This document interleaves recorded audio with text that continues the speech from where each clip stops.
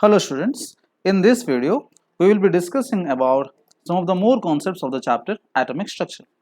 In the previous videos we have discussed very important concepts which led to the rise of Bohr's atomic theory, isn't it? In the previous video we discussed about two important concepts and they were wave theory and Planck's quantum theory, isn't it? So these two theories, wave theory and Planck's quantum theory, helped us to develop the next theory given by Bohr, isn't it? So his full name was Niels Bohr, and he had developed another model of atom. Okay, and that was referred as Bohr's atomic model, isn't it? So this Bohr's atomic model, which we are going to discuss now, is actually a developed model compared to Rutherford's model and Thomson model, isn't it? So we had some drawbacks in Rutherford's model, as you all remember, I think, isn't it? Rutherford model had one of the strongest drawback, like was when Maxwell asked to say whether the electron is losing energy continuously or not, isn't it? I hope you remember. Still, I will try to uh, recall that. What happens in Rutherford is we have an atom, and Rutherford's model, as you know, it is compared to the sun and planetary model, isn't it? The nucleus which is present inside or in between, on the center of the atom, isn't it, was very small, and actually it is said that the nucleus consisted of, because it is heavy enough, it consists of two particles, proton and neutron, together called as nucleons. And it is also said that the electrons were present in this part. So this whole atom was divided into two parts. One was called as nuclear part, where the nucleus was itself present, and the second one was called as extra nuclear part, where the electrons were present. Nucleus part or nuclear part and extra nuclear part. So electrons are present here, and according to him, he said that the electrons are rotating around the nucleus in fixed paths. Isn't just like the planets are rotating around the sun, similarly the electrons are also rotating in the around the nucleus. It's a rough diagram. Hope you can. I'm trying to recall them the concepts. Okay. But according to Maxwell, he said that whenever a charged particle is rotating in the presence of its opposite charge, just like electron had a negative charge, isn't it? And the nucleus has a positive charge, and this negative charge, when it was rotating around the positive charge, what would happen? It would slowly decrease its energy, and finally it will fall into the nucleus, thus collapsing the atom, isn't it? But it was not happening so, isn't it? So Maxwell was a physicist, but he tried to prove according to physics, but it was not happening so. So therefore Niels Bohr started his Bohr's model with that point itself. Okay, let us begin. Bohr's model is very interesting, and this model has so many advantages, but also obviously there are some drawbacks, isn't it? So obviously there would be some drawbacks which help to again create some other new models later, but Bohr's model was very important for some of the years, many of the years. Okay, let us begin. Bohr's atomic theory. First point, it is a quantum mechanical model. Quantum mechanical model. Quantum mechanical model is referred to this quantum concept given by Planck's theory. This model was based on quantum theory of radiation and classical law of physics. So we have two laws, classical law and and hope you might have gone through this physics concepts. We have classical law of physics. Classical law of physics states about the two laws actually. One is this classical law which states about the macroscopic particles. Okay, macroscopic. Macro means bade bade. There is micro, there is macro. Macro means बड़े बड़े, macro means छोटे छोटे. So macroscopic particles के साथ जो deal कर रहा था, that law of physics was called as classical law of physics. Just like Newton's laws of motion, they are related to classical law of physics. Similarly, this Bohr's model was also created keeping in mind about the macroscopic laws. But unfortunately, slowly it gone. It was gone. I mean, there were some problems due to which there was quantum theory which was later developed, that we'll discuss later, but this was developed on classical law of physics. ठीक है, the important postulates on which Bohr's model is based are the following. ठीक है, सबसे पहला first postulate या first point, ये क्या बताया, atom has a nucleus where all protons and neutrons are present. अभी हमने डिस्कस किया था atom has a nucleus, nucleus कहाँ पे, बीच में है, isn't it? So ये बीच में जो न्यूक्लियस है इसके अंदर क्या क्या है, प्रोटॉन भी है, न्यूट्रॉन भी है, isn't it? Next, the size of the nucleus is very small. This was given by Rutherford and is present at the center of the atom. The first postulate is supporting Rutherford's model, isn't it?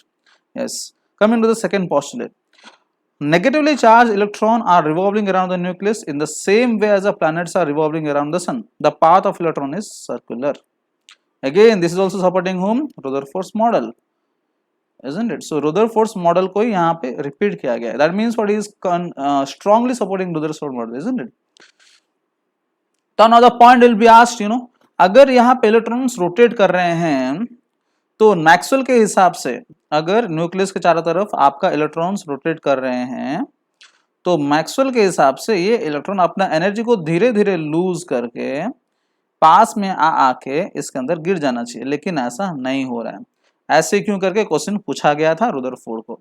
And this was the drawback till Niels Bohr could not develop a new theory, develop the conclusion, till Rutherford could not develop the conclusion.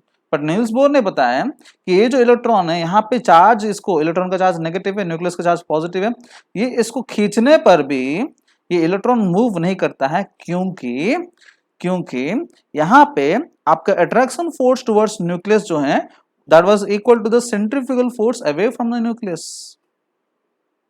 मतलब ये जो point जहां पे electron rotate करता है, bore ऐसा है बोल रहे हैं, ठीक है, जो फिक्स्ड ऑर्बिट होता है ना according to Bohr and Rutherford, जहां पे इलेक्ट्रॉन रोटेट करता है वो इलेक्ट्रॉन के ऊपर दो प्रकार के फोर्स अप्लाई हो रहे हैं.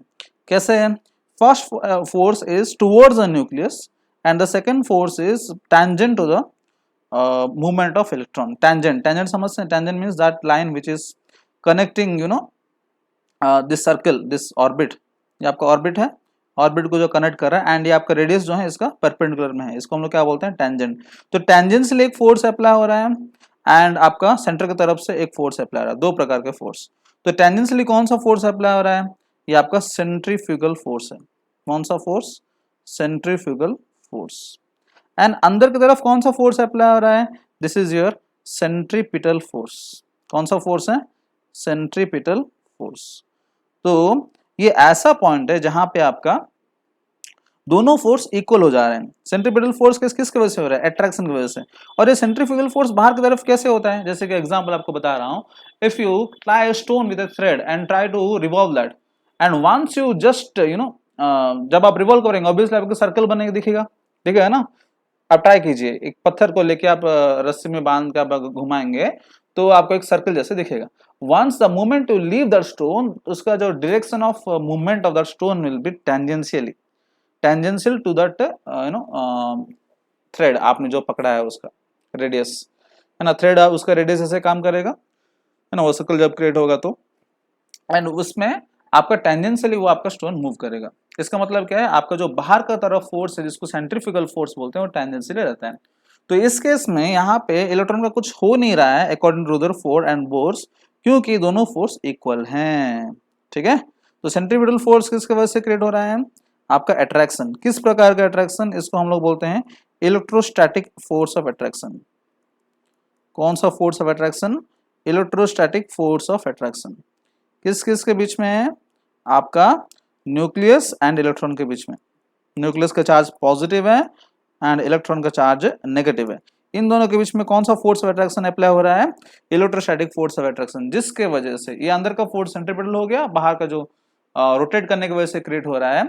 एंड इसका वैल्यू होता है, सेंट्रीफ्यूगल फोर्स का वैल्यू कितना होता है? mv²/r. आप फिजिक्स में पढ़े होंगे, नहीं पढ़े हो तो पढ़ लेंगे. m जो है मास ऑफ इलेक्ट्रॉन है, v जो है वेलोसिटी ऑफ इलेक्ट्रॉन है, स्क्वायर/r मतलब रेडियस है जो अब कनेक्टेड है न्यूक्लियस से. ठीक है, that is a centrifugal force. And electrostatic force of attraction का भी एक फॉर्मूला है, हम दोनों मिला के डिस्कस करेंगे, हमें बहुत पढ़ना है आगे चल के, बट ये आपको पोस्टुलेट समझा रहा हूँ. ठीक है, तो आपको समझ में आ गया होगा कि इलेक्ट्रॉन वहां पे ही है, क्यों बाहर नहीं जा रहा है? बिकॉज वहां पे वो पर्टिकुलर ऑर्बिट में वो उसका दोनों फोर्स बैलेंस हो रहे हैं, इसलिए वो इलेक्ट्रॉन ना बाहर जा रहा है ना अंदर आएगा। ठीक है, तो यहाँ पे मैक्सवेल का थ्योरी कट गया, मैक्सवेल का थ्योरी का जो क्वेश्चन पूछा गया था वो आंसर यहाँ पे उनका मिल गया। ठीक है, next third postulate electrons can revolve only in those orbits whose angular momentum is multiple of h/2π। देखिए what is this angular momentum, हम सब मोमेंटम के बारे में जानते हैं, है ना। मोमेंटम मतलब क्या होता है, momentum is mass into velocity, is a quantity. हम जब मास एंड वेलोसिटी को सब्सटेंस का मल्टीप्लाई करते हैं तो हमें क्या मिलता है, मोमेंटम। एंगुलर मोमेंटम कब होता है, जब एक सब्सटेंस रोटेट करता है ना, तब हम उसका क्या निकाल सकते हैं, एंगुलर मोमेंटम, क्योंकि हर पॉइंट में उसका एंगल चेंज हो रहा है, रोटेट कर रहा है ना। सीधा जाने पर आप मोमेंटम कैलकुलेट करोगे, जैसे ट्रक हो गया, कार हो गया, पर जब रोटेट करेगा तो उसका हम लोग एंगुलर मोमेंटम कैलकुलेट करते हैं। तो एंगुलर मोमेंटम का फॉर्मूला क्या होता है, मास इनटू वेलोसिटी, तो मोमेंटम था, एंगुलर मोमेंटम करने के लिए इनटू क्या किया जाता है, रेडियस किया जाता है। ठीक है, so mass into velocity into radius करने पर आपको एंगुलर मोमेंटम मिलेगा। तो ये जो इलेक्ट्रॉन रोटेट कर रहा है, एक सब्सटेंस रोटेट कर रहा है, तो बोर ने बताया है कि एमवीआर जो रोटेट कर रहा है इसका हमेशा वैल्यू क्या होता है, NH/2π के बराबर होता है।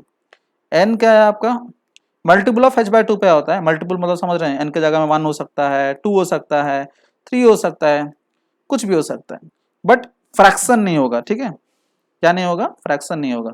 तो इस केस में ही आपका इलेक्ट्रॉन वहां पर रोटेट करेगा। जैसे कि एग्जांपल आप बोलेंगे सर ये न्यूक्लियस है और ये एटम है ना।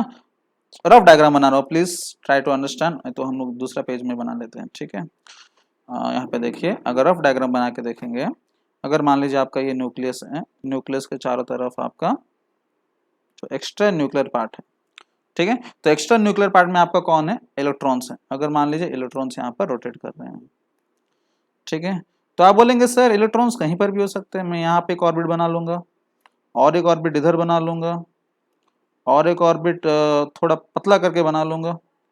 बोलेंगे सर ऑर्बिट हम कहीं पर भी बना सकते हैं, लेकिन बोर ऐसा नहीं बोलते हैं भाई, हम कहीं पर भी नहीं बना सकते हैं। कहाँ बना सकते हैं, जहां पे आपका angular momentum mvr is equal to NH/2π होगा। h का वैल्यू आपको पता है, प्लैंक्स वैल्यू, प्लैंक्स थ्योरी हमने पढ़ा था। पाई का वैल्यू आपको पता है, आप सब्सटीट्यूट करेंगे, n का जगह में कुछ एक होल नंबर रहेगा, 1 होगा, 2 होगा, फ्रैक्शन नहीं होगा, तो उस केस में ही आपका, समझ रहे हैं, आपका इलेक्ट्रॉन रोटेट करेगा। जैसे कि एग्जांपल देखिए, आर की जगह में क्या लिखूंगा, मान लीजिए फर्स्ट ऑर्बिट है, ये आपका फर्स्ट ऑर्बिट है। फर्स्ट ऑर्बिट में क्या लिखूंगा, मास of electron me, velocity of electron and radius of first orbit, ऐसे लिखूंगा ना, radius of first orbit. First orbit में क्या होगा, सबसे छोटा वाला ऑर्बिट है ना, तो n का वैल्यू कहाँ से स्टार्ट होगा, सबसे छोटा वाला नंबर 1 से स्टार्ट होगा, 1 इंटू क्या होगा, h/2π। ठीक है, आप अगर सेकेंड ऑर्बिट के लिए निकालना चाहेंगे तो क्या होगा, mass of electron, velocity of electron, radius of second orbit is equal to mvr is equal to n की जगह में क्या लिखूंगा, अभी 2 लिखूंगा। 1 एंड 2 के बीच में नहीं रहेगा, और कहीं 1 एंड 2 के बीच में आ ही नहीं सकता इलेक्ट्रॉन, समझ रहे हैं। दैट मींस व्हाट, उसका फिक्स्ड जगह है according to this formula. 2 into क्या होना चाहिए, उसका वैल्यू 2 इंटू h/2π होना चाहिए। n की जगह में क्या होगा, 2 होगा, 1.5 नहीं चलेगा, समझ गए। मतलब ये जो एक पोजीशन है यहाँ पे, जहाँ पे mvr मतलब क्या है, एंगुलर मोमेंटम ऑफ 2 लिखा गया है ना, मतलब क्या है, angular momentum of second orbit. R2 मतलब क्या है, सेकेंड ऑर्बिट।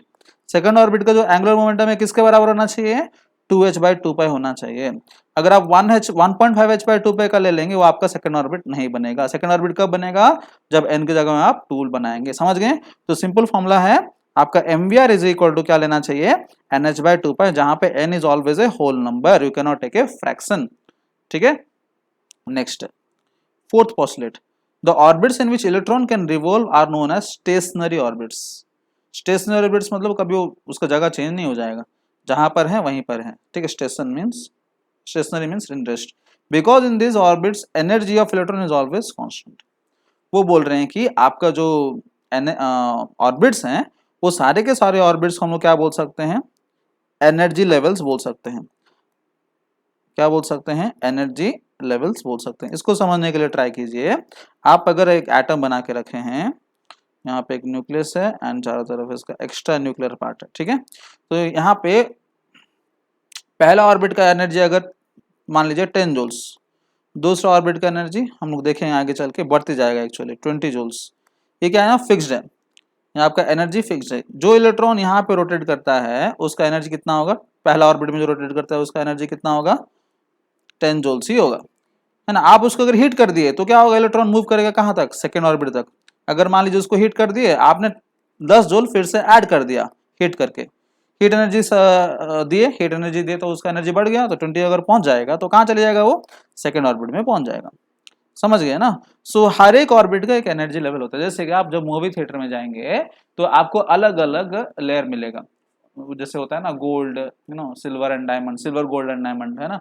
सिल्वर मतलब जो कम पैसा देते हैं वो थोड़ा सामने रहते हैं, है ना। देन गोल्ड मीडियम वाला, डायमंड मतलब पूरा पीछे वाला जो लग्जरी वाला, दूर से देख सकते हैं, अच्छा से देख सकते हैं, है ना। सो ऐसे, जैसे आप जितना पैसा देंगे उसके हिसाब से आप वहां पे उनको वैसे आपको सीट मिलेगा। वैसे इनके पास जितना एनर्जी है उसके हिसाब से उनको जगह मिलेगा। समझ गए, these are the energy levels और ऑर्बिट्स, और वो स्टेशनरी हैं, ठीक है। And fifth, each stationary orbit is associated with definite amount of energy. मैं आपको बताया हर एक ऑर्बिट का एक एनर्जी होता है डेफिनेट वाला, जो हम लोग निकालने वाले हैं, ठीक है। Therefore these orbits are also called as energy levels and are numbered as 1 2 3 4 5 और ऑल्सो नेम्ड एज KLMNO, ऐसे नील्स बोर ने नाम दिया था। आप मत पूछेगा कि सर ए से स्टार्ट क्यों नहीं किया, see it's his wish, there is no other reason behind as seems, but वो उनका अच्छा लगा, then he had put. I can not ask your father और मदर कि आपका ये नाम ऐसे क्यों हुआ, है ना। सो इट्स देयर विश, उनको वो अच्छा लगा शायद उन्होंने पुट किया। But again one thing is sure that they are continuous, K से स्टार्ट किया तो LMNO, नेक्स्ट आएगा तो P, देन आएगा तो Q, देन आएगा तो R, अगर आएगा तो, है ना, but is continuous. Okay, next six postulate, the emission और absorption of energy in the form of photon. क्या हो रहा है देखिए, हमने डिस्कस किया था अभी ना, ये जो न्यूक्लियस है बीच में पॉजिटिव है, एक सेल है, सेल लिया, दूसरा नाम क्या है इसका, ऑर्बिट, ठीक है। तो K shell, L shell, M shell, N shell, O shell, ऐसे करके है एरिया से, ठीक है। सेल 1 2 3 4 5 ऐसा है। तो अभी क्या है, जैसे आपको बताया था कि मान लीजिए इलेक्ट्रॉन यहाँ पर है, आपने इसको हीट कर दिया तो कहाँ चले जाएगा, आप जितना भी हीट करेंगे उसके हिसाब से जाएगा। मान लीजिए पहला ऑर्बिट का एनर्जी 10 जूल है, दूसरा ऑर्बिट का एनर्जी 20 जूल है, तीसरा ऑर्बिट का एनर्जी 30 40 50, ऐसे मान लीजिए। ऐसा ही ये करके नहीं बता रहा हूँ, लेकिन ऐसा मान लीजिए, example, is an example, okay. So अगर मान लीजिए आपने बहुत हीट कर दिया तो 10 जूल तक कहाँ चले जाएगा, सीधा चले जाएगा 50 जूल तक। कहाँ चले जाएगा, 50 जूल तक। लेकिन अगेन देखिए, किसी भी सब्सटेंस का जब एनर्जी बढ़ जाता है, किसी भी सब्सटेंस का जब एनर्जी बढ़ जाता है तो उसका स्टेबिलिटी क्या होता है, कम हो जाता है। क्या हो जाता है, स्टेबिलिटी कम हो जाता है। याद रखिए, नेचर का फॉर्मूला है, नेचर का फंडा है कि एनर्जी जब भी बढ़ता है स्टेबिलिटी कम हो जाता है। जैसे बेस्ट एग्जांपल, आप क्लास में बैठे हो, आपको बहुत एनर्जी है ना, बहुत खा के आगे, यू आर सो मच एंथुसिस्ट, है ना। सो यू फील लाइक आपका तो ध्यान है क्लास में, still you feel like shaking your leg, shaking hands. अगर वो भी नहीं हुआ, चलो क्लास में नहीं आ रहा तो थोड़ा बात कर लेते हैं उससे, इससे, है ना। सो कुछ ना कुछ चलते रहेगा, just like when you are having energy, just like you can say in the opposite manner, if I don't have energy, I am very tired, what do I feel like, I feel like sitting at a place without moving, है ना। अरे थक गया यार बहुत, है ना, बहुत पढ़ लिया आज, है ना। सो एक जगह बैठ जाएंगे, that's like you don't have energy, so you are stable at place, one place, but when you are having energy you try to move, right? So it's a fundamental thing, जैसे मैं प्रैक्टिकल आपको बताया, है ना। सो यहाँ पर भी जब एनर्जी ज्यादा हो जाता है तो स्टेबिलिटी क्या हो जाता है, कम हो जाता है। स्टेबिलिटी को फिर वापस में पाने के लिए क्या होता है, it again comes back to its home, जहां पे था। एनर्जी अब्जॉर्ब कर लिया, आप जबरदस्ती हीट कर दिया था ना, फिर वापस आ जाएगा एनर्जी को लूज करके। इसलिए हम लोग क्या लिख रहे हैं यहाँ पे, डेल्टा ई। डेल्टा ई मतलब व्हाट, डेल्टा मीन्स चेंज, ई मतलब एनर्जी। चेंज एनर्जी क्या है, energy of final state minus energy of initial state, है ना। यहाँ पे फाइनल स्टेट कौन था, 50 जूल का था, है ना। इनिशियल स्टेट कितना है, 10 जूल का। सो फाइनल स्टेट जो है 50, जो पहले चला गया था -10, टोटल कितना हो गया, 40 का चेंज है दोनों के बीच में। Energy is absorb when electron jumps from inner to outer orbit, बताया ना। इनर ऑर्बिट में 10 जूल था, आउटर ऑर्बिट में कितना है, 50 जूल है। एनर्जी एब्सॉर्ब हुआ कि नहीं, 10 जूल से 50 मतलब एनर्जी एब्सॉर्ब हुआ है। And is emitted when the electron moves from outer to inner, obviously जो एब्सॉर्ब किया फिर एमिट कर दिया तो वापस में इनर ऑर्बिट में पहुंच जाएगा। क्लियर ना। So these were the Bohr's postulates, ठीक है। सो बोर्स पोस्टुलेट्स के बारे में इतना है। एंड मैंने जैसे आपको बताया था एक वैलिड पॉइंट है, एक बहुत इंपॉर्टेंट पॉइंट कि आपका बोर ने क्या समझ के रखा था कि जब भी एक इलेक्ट्रॉन रोटेट करता है न्यूक्लियस के चारों तरफ, वहां पे दो फोर्स इक्वलाइज हो रहे हैं। कौन कौन सा फोर्स इक्वल हो रहे हैं गाइस? आपका बाहर की तरफ जो फोर्स है, सॉरी ऐसा नहीं होता है, ऐसे होता है टेंजेंशियली, है ना, और अंदर का तरफ का फोर्स। ठीक है, दो प्रकार का फोर्स जो है, एक सेंट्रीपिटल फोर्स और अंदर की तरफ सेंट्रीपिटल फोर्स। यहाँ पे दो फोर्स इक्वल हो रहे थे। सो दो फोर्स का नाम क्या था गाइस? अंदर का फोर्स जो सेंट्रीपिटल था उसका नाम क्या, आई मीन वो कैसे था? That was the attraction between centripetal force. Centripetal force किसकी वजह से? अट्रैक्शन बिटवीन, किस किस के बीच में अट्रैक्शन? बिटवीन न्यूक्लियस जिसका चार्ज पॉजिटिव है एंड इलेक्ट्रॉन, है ना, इलेक्ट्रोस्टैटिक फोर्स ऑफ अट्रैक्शन। कौन सा attraction? Electrostatic force of attraction.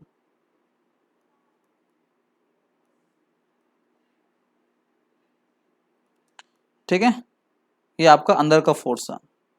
तो इसका अकॉर्डिंग टू इलेक्ट्रोस्टैटिक्स जो आप फिजिक्स में पढ़ेंगे, ट्वेल्थ क्लास फिजिक्स में पढ़ेंगे, मैं अभी आपको थोड़ा सा हिंट दे दे रहा हूँ क्योंकि हमें डिराइव करना है कुछ इंपॉर्टेंट चीज।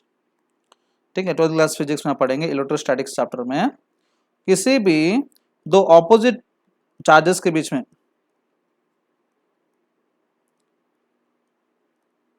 किसी भी दो ऑपोजिट चार्जेस के बीच में जो अट्रैक्शन होता है उसका फॉर्मूला क्या होता है? Formula is given by k into K constant है, Q1, Q1 मतलब charge of first substance, Q2 charge of second substance by R square. R क्या है? डिस्टेंस बिटवीन देम, समझ गए? Q1 is charge on first substance, ठीक है, Q2 is charge on second substance, R is distance between them. ये formula है, ठीक है। इन दोनों के बीच में कभी भी फोर्स निकालना चाहेंगे तो ऐसे निकालना है। सो हम लोग अभी डिराइव करने वाले हैं, बहुत इंपॉर्टेंट है ये एंट्रेंस के लिए, ठीक है। देखिए अगर डिराइव करना चाहेंगे तो डिराइव करेंगे से, देखिए सपोज आपका ये एटम है, बीच में न्यूक्लियस है, ठीक है। सो ये जो न्यूक्लियस पॉजिटिव चार्ज है, ठीक है, एंड मान लीजिए इलेक्ट्रॉन, मान लीजिए इसके अंदर एक छोटा सा ऑर्बिट ले लेते हैं, आपके इलेक्ट्रॉन यहाँ पर है, ठीक है। इलेक्ट्रॉन का दो फोर्स जैसे आप जानते हो, है ना, अंदर की तरफ फोर्स एंड इसका बाहर की तरफ फोर्स। बाहर की तरफ का फोर्स जो है जिसको हम लोग क्या बोल सकते हैं? सेंट्रीफ्यूगल फोर्स जो है, सेंट्रीफ्यूगल फोर्स का वैल्यू कितना होता है? mv² by are. या अगर रेडियस आपका बीच से लेके यहाँ तक अगर r डिस्टेंस है तो r है, ठीक है। एंड अंदर का जो फोर्स ऑफ अट्रैक्शन है, इलेक्ट्रॉन का चार्ज क्या होता है? E minus. न्यूक्लियस का चार्ज क्या होता है? मान लीजिए Q1 is charge of nucleus, कितना होगा? न्यूक्लियस के अंदर क्या होते हैं गाइस? प्रोटॉन्स होते हैं। कितने प्रोटॉन्स होते हैं? कितने प्रोटॉन्स होते हैं? Z number of protons, and into क्या होगा? Into charge of each proton होगा ना। Charge of nucleus is Z, क्या है? Z is your atomic number. Atomic number आपको क्या डिटेल देगा? एटॉमिक नंबर आपको बताएगा नंबर ऑफ प्रोटॉन्स, ठीक है। एंड एक एक प्रोटॉन का चार्ज क्या होगा गाइस? एक एक प्रोटॉन का चार्ज E होगा। इलेक्ट्रॉन का चार्ज भी E है, प्रोटॉन का चार्ज भी E है। E क्या है आपका? चार्ज ऑन ईच प्रोटॉन होगा ना, charge on each proton, Z E करने पर क्या होगा? Total charge on the nucleus होगा, समझ गए। देन Q2 मीन्स क्या है? चार्ज ऑन इलेक्ट्रॉन, कितना है? वो भी E है, लेकिन कौन सा E है? माइनस E है। Minus E is what? Charge on electron. Electron and proton का दोनों सेम होता है ना मैग्नीट्यूड में, ठीक है। सो Q1 एंड Q2 मिल गया। अभी क्या करेंगे? इलेक्ट्रोस्टैटिक फोर्स ऑफ अट्रैक्शन कितना होगा? K इंटू Q1 की जगह में ZE, Q2 की जगह में माइनस E, है ना। सो यहाँ पे हम क्या करेंगे? ध्यान दीजिए, ये माइनस ए को हम लोग नेग्लेक्ट करेंगे। फोर्स जब भी लिया जाता है ना तो माइनस नहीं लिया जाता है, हम लोग क्या करते हैं खाली मैग्नीट्यूड कंसिडर करते हैं। क्या करते हैं, खाली magnitude is considered while calculating force, magnitude is considered, or you can say only magnitude is considered while calculating force। ठीक है, इलेक्ट्रोस्टैटिक्स में आप पढ़ेंगे डिटेल में। बाय आर स्क्वायर, डिस्टेंस अगर आर है, ठीक है। सो टोटल क्या हो गया, k into Z E square by R square is equal to आपका सेंट्रीफ्यूगल फोर्स। सेंट्रीफ्यूगल का फोर्स का वैल्यू कितना था, M V square by R, है ना। एक बहुत इंपॉर्टेंट फॉर्मूला हमें मिला है, M V square by R is equal to K Z E square by R square. इसको सॉल्व करेंगे तो क्या होगा, आर और ये स्क्वायर कैंसिल हो जाएगा, बचेगा क्या, K into Z E square by R is equal to M B square. ये बहुत इंपॉर्टेंट, इसको हम लोग बार बार यूज करने वाले हैं गाइस, ध्यान दीजिए। K Z square by R is equal to M B square, बहुत इंपॉर्टेंट है, इसको हम लोग इक्वेशन 1 मानेंगे। ठीक है, clear, yes. According to Bohr क्या था हमारा, M V R is equal to N H by 2 pi का फॉर्मूला था ना। क्या है ये, angular momentum, M V R is your angular momentum, ये फॉर्मूला था। यहाँ से एम वी का वैल्यू कितना आएगा, यहाँ से वी का वैल्यू कितना आएगा, वी का वैल्यू आएगा N H by 2 pi M R, है ना, N H by 2 pi M R. ये वी को लाके आप अगर यहाँ पे सब्स्टिट्यूट कर देंगे, वी को लाके अगर वहां सब्स्टिट्यूट कर देंगे तो क्या बन जाएगा, इस वी स्क्वायर, है ना। वी को लाके वहां पे सब्स्टिट्यूट कर देंगे तो क्या बन जाएगा, वी स्क्वायर। वी स्क्वायर के हिसाब से क्या होगा, देखिए ये बनेगा आपका,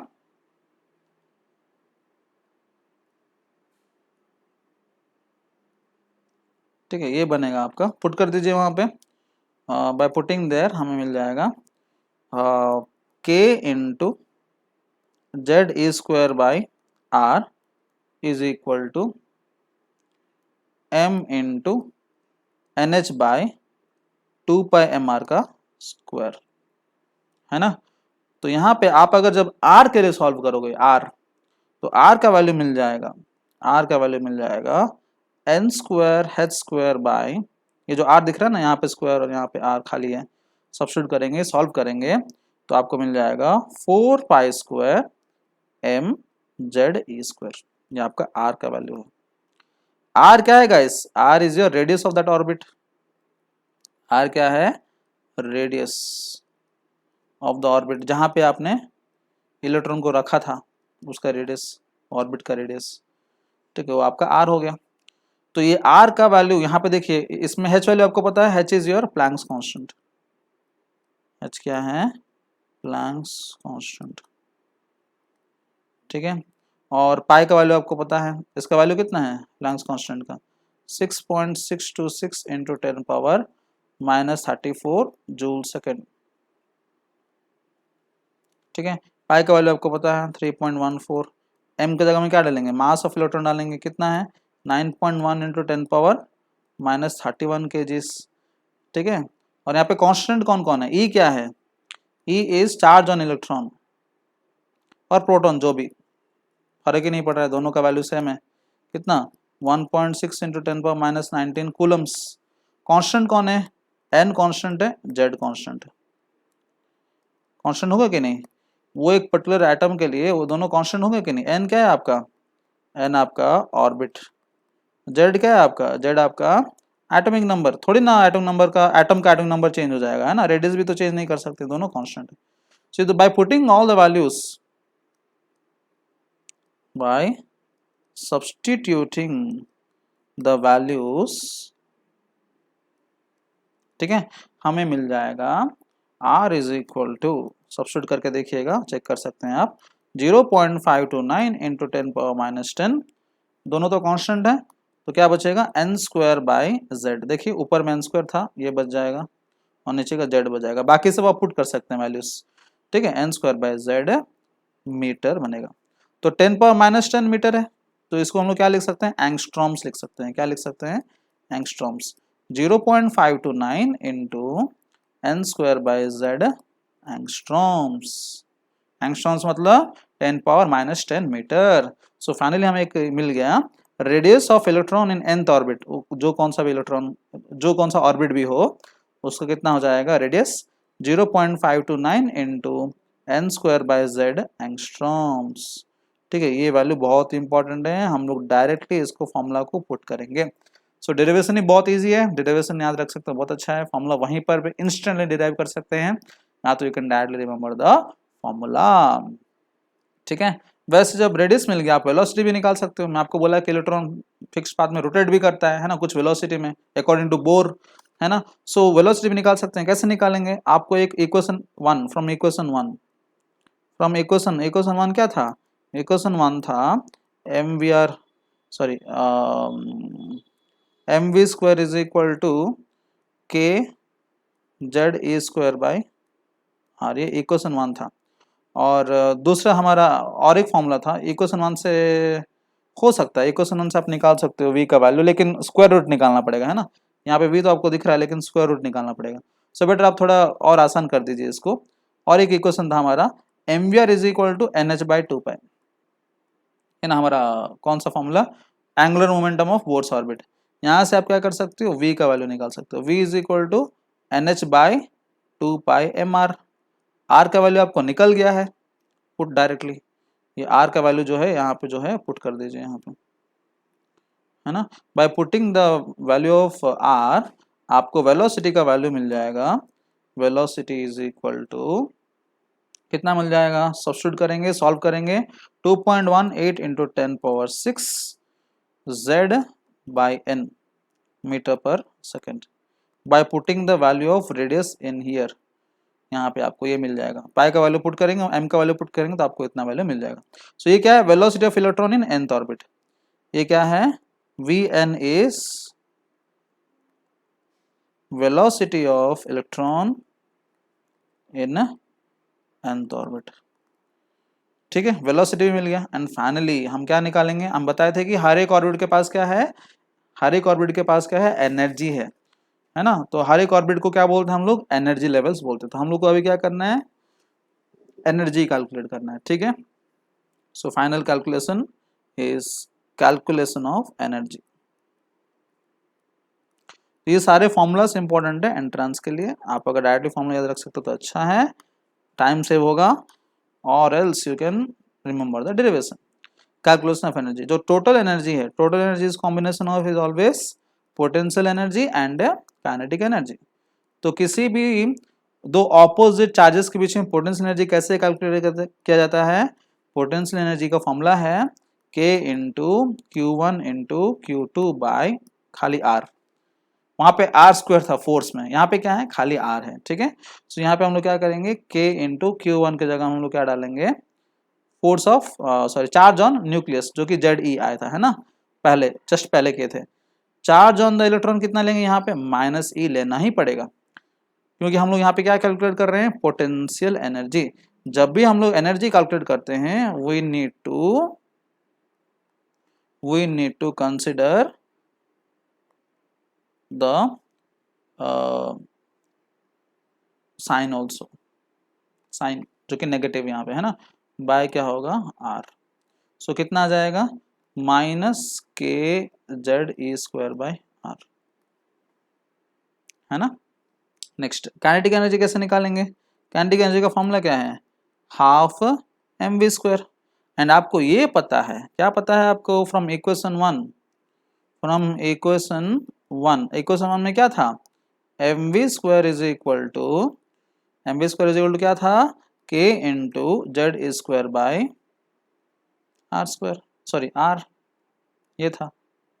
ठीक है, तो mv² की जगह हम यहाँ पुट कर देंगे तो काइनेटिक एनर्जी का वैल्यू कितना आ जाएगा, k into ZE² by 2R।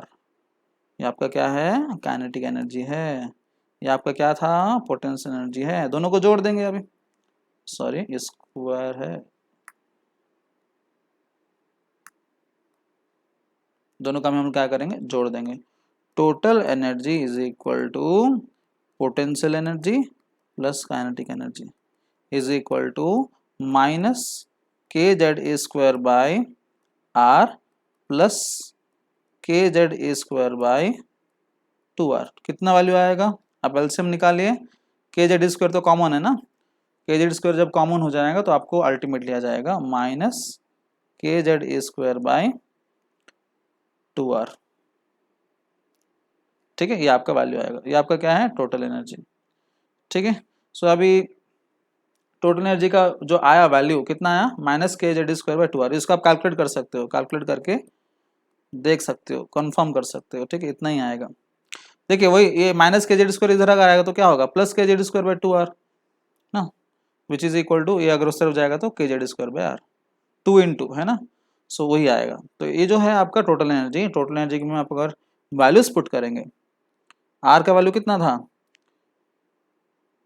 Total energy कितना आ गया हमारा, टोटल एनर्जी आ गया minus K Z square bye 2r है ना, this is your total energy. यहाँ पे आप क्या करेंगे के का वैल्यू पुट करेंगे, के का वैल्यू कितना है गाइस 9, ये कांस्टेंट है ना, इसका वैल्यू आपको फिजिक्स में मिलेगा 9 इंटू 10 पावर 9 न्यूटन है ना, न्यूटन मीटर स्क्वायर और कूलम स्क्वायर इसका वैल्यू है। ठीक है, के का वैल्यू, और जेड तो कांस्टेंट है आपको पता है, जेड इज योर कांस्टेंट। ई का वैल्यू आपको पता है, ई का वैल्यू कितना है, charge of electron 1.6 into 10 power minus 19 coulombs, E का वैल्यू। एंड आर का वैल्यू कितना है, हमने डिराइव किया था, आप किसके लिए निकाल रहे हैं, किसी का एनर्जी के लिए निकाल रहे हैं ना, ऑफ nth ऑर्बिट, वैसे आर का भी एन निकालोगे, तो आर का एन का वैल्यू कितना था 0.529 इंटू 10 पावर माइनस 10 एंगस्ट्रॉम्स में आप लिख सकते हैं, into Z square by N square angstroms. ये सारे वैल्यूज आप अगर यहाँ पे पुट कर देंगे, ठीक है, तो आपको टोटल एनर्जी का वैल्यू आ जाएगा, टोटल एनर्जी का वैल्यू कितना आ जाएगा गाइस, आपका आ जाएगा अराउंड, माइनस में आएगा क्योंकि सामने माइनस है, minus 2.18 into 10 power minus 18 into Z square by N square. ठीक है, सॉरी ये रेडियस का कितना था वैल्यू, हमें आया था रेडियस का वैल्यू आया था around Z square by N आया था, not Z square by N square, Z square by क्या आया था एन आया था यहाँ पे। ठीक है, इसको जब यहाँ पर पुट करेंगे तो ये आ जाएगा Z square by N square, और इसका यूनिट क्या होगा माइनस 2.18 आपने लिया ना, इसका यूनिट होगा जूल्स, किसके लिए, एक एटम के लिए, एक एटम के लिए। ठीक है, इसको आप अलग अलग वैल्यूज में आप कन्वर्ट कर सकते हो, इंटर कन्वर्सन हो सकता है इन यूनिट्स। ठीक है, आप इसको अर्ग्स में कन्वर्ट कर सकते हैं, 1 अर्ग जो आपका सीजीएस यूनिट है इज इक्वल टू, और ऐसे लिख सकते हैं 10 power 7 ergs is equal to 1 joule. ठीक है, और एक होता है 1 इलेक्ट्रॉन वोल्ट, वो भी एनर्जी का यूनिट है, 1 electron volt is equal to 1.6 into 10 power minus 19 joules. Electron volt बोल रहा है ना, इसलिए इलेक्ट्रॉन का चार्ज का वैल्यू है माइनस 1.6। ठीक है, सॉरी 1.6 माइनस तो नहीं, इलेक्ट्रॉन का खाली चार्ज मैग्नीट्यूड नहीं, 1.6 इंटू 10 पावर माइनस 19 जूल्स है ना। ऐसे अगर सब्स्टिट्यूट करते रहेंगे तो आपको अलग अलग वैल्यूज मिलेंगे। ठीक है, आपका इन टर्म्स ऑफ अर्ग्स कितना मिलेगा, इन टर्म्स ऑफ अर्ग्स मिलेगा, टोटल एनर्जी का वैल्यू है माइनस 2.18 इंटू 10 पावर माइनस 11, ठीक है, into Z square by N square ergs per atom.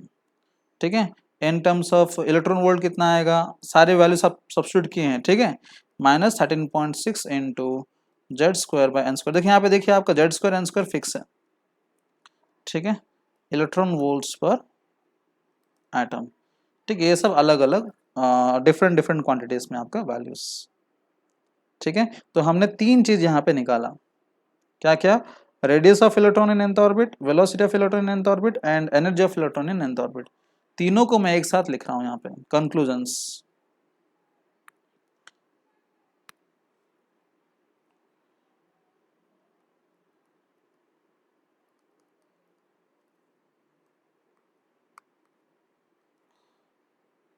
Conclusions,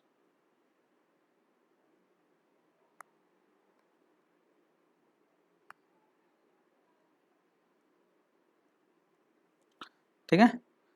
so first conclusion is radius of electron in nth orbit is equal to, है ना, कितना आया था हमारा value 0.529 into into N square by Z, है ना, एंगस्ट्रॉम्स था, कितना था angstroms, 0.529 into N square by Z 10⁻⁻10 जो कि है आपका एंगस्ट्रॉम्स, है ना। दूसरा आपका velocity of electron in nth orbit कितना आया था, हमने यहाँ पे डिराइव किया था ना, देखिए radius N square by Z, velocity कितना आया था 2.18 इंटू 10⁻6 जेड बाय एन। ये थोड़ा कंफ्यूज कर देता है बट हो जाएगा धीरे धीरे, ठीक है। इसमें छोटा सा करेक्शन, छोटा सा यहाँ पे क्या है, हमारा वैल्यू था into N square by Z और एनर्जी का क्या है Z square by N square, ठीक है। हाँ तो यहाँ पे वेलोसिटी कितना था गाइस, वेलोसिटी का वैल्यू था 2.18 into 10⁻6 into Z by N meter पर सेकेंड। तीसरा टोटल एनर्जी का वैल्यू कितना आया, टोटल एनर्जी मतलब एनर्जी, ठीक है, of electron in nth orbit, सब nth ऑर्बिट में निकाला जा रहा है, ठीक है, इसका भी इन टर्म्स ऑफ एन ही रहेगा, ठीक है। तो कितना आया था, जूल वाला ले लेते हैं, जूल आप ऐसा यूनिट है ना, into 10⁻⁻18 into Z square by N square joules पर एटम, ठीक है। तो हमें तीन वैल्यू जो है बहुत इंपॉर्टेंट है, ठीक है। तीन वैल्यू आप याद कैसे करेंगे, देखिए बहुत थोड़ा संभाल के हैं, यहाँ का इसका वैल्यू 2.18 और इसका वैल्यू पूरा सेम ही है, देखिए खाली ये टोटल एनर्जी माइनस में, ये माइनस में क्यों हुआ कैसे मैं आपको बताऊंगा, लेकिन वैल्यू सेम है, ठीक है। और यहाँ पे देखिए वेलोसिटी जेड बाय एन है तो एनर्जी क्या है उसका स्क्वायर है, Z square by N square. जैसे हम लोग जब काइनेटिक एनर्जी निकालते हो क्या करते हैं, हाफ में स्क्वायर करते हैं ना, वेलोसिटी का स्क्वायर करते हैं कि नहीं करते हैं, तो वेलोसिटी जब स्क्वायर करेंगे तो उसका भी यूनिट क्या हो जाएगा स्क्वायर हो जाएगा ना, तो याद रखने का तरीका इजी हो जाएगा। अभी देखिए वेलोसिटी का जो आपका जेड बाय है ना उसका स्क्वायर करने पर Z square by N square आ जाएगा, कैसे, क्योंकि एनर्जी जो आप निकाल रहे हो, एनर्जी में क्या होता है वी स्क्वायर होता है ना, काइनेटिक एनर्जी इंक्लूडेड है, तो वी स्क्वायर करने के टाइम में क्या हो रहा है आप इसको स्क्वायर कर दे रहे हो, ठीक है। और इसको थोड़ा सा आपको ध्यान देना है अलग से, तो ये दोनों आपको ऑलमोस्ट याद हो जाएगा, थोड़ा हिंट से 10⁻18 इसको याद रखना है, माइनस से वैल्यूज पूरा सेम, ठीक है। और इसको और एक चीज देखिए यहाँ पे 18 दिख रहा है, अब इसको 8 कर सकते हो, 10⁻8, 10⁻8 कैसे करोगे, इसी चीज को आप क्या कर सकते हो 2.18 इंटू 10⁻8 करके लिख सकते हो, सेम चीज को इंटू जेड बाय एन, और मीटर की जगह क्या लिखेंगे आप यहाँ पे सेंटीमीटर पर सेकंड लिखेंगे, क्या लिखेंगे सेंटीमीटर, तो सेंटीमीटर कर देंगे तो क्या हो जाएगा 10⁻8, यहाँ पे 10⁻18 है, 8 मैच कर रहा है, खाली 1 ऐड करना है, थोड़ा ज्यादा होता है ना एनर्जी इसलिए, है ना। तो ऐसे करके आपको क्या करना है याद रखना है वैल्यूज, ठीक है, क्योंकि डायरेक्टली क्वेश्चन आ जाता है। हम लोग कुछ न्यूमेरिकल्स डिस्कस करेंगे इससे रिलेटेड नेक्स्ट वीडियो में, ठीक है, but this three are very very important. और क्या कंक्लूजन्स हैं, और क्या कंक्लूजन देखिए, ये तो तीन हो गया फॉर्मूलास कंक्लूड कर दिए। फोर्थ कंक्लूजन हम लोग ये लिख सकते हैं कि काइनेटिक एनर्जी का वैल्यू जो आया था कितना आया था के Z A square by 2r। इसका मतलब क्या है, kinetic energy is inversely proportional to radius ना, है ना, r यहाँ पर है, काइनेटिक एनर्जी है इनवर्सली प्रोपोर्शनल, मतलब क्या है ऑन इंक्रीजिंग रेडियस, रेडियस बढ़ते जब जाएगा मतलब एटम जब इलेक्ट्रॉन जब दूर होते जाएगा न्यूक्लियस से, इलेक्ट्रॉन जब न्यूक्लियस से दूर होते जाएगा तो काइनेटिक एनर्जी क्या होगा गाइस घट जाएगा, ठीक है। फिफ्थ कंक्लूजन ये है कि पोटेंशियल एनर्जी का वैल्यू कितना आया था minus K Z A square by R. इसका मतलब क्या है पोटेंशियल एनर्जी यहाँ पर भी इनवर्स प्रोपोर्शनल रेडियस, लेकिन सामने क्या लग गया माइनस लग गया ना, तो अगर आर का वैल्यू बढ़ते जाएगा तो आर का वैल्यू जब बढ़ते जाएगा तो 1/r का वैल्यू कम होते जाएगा।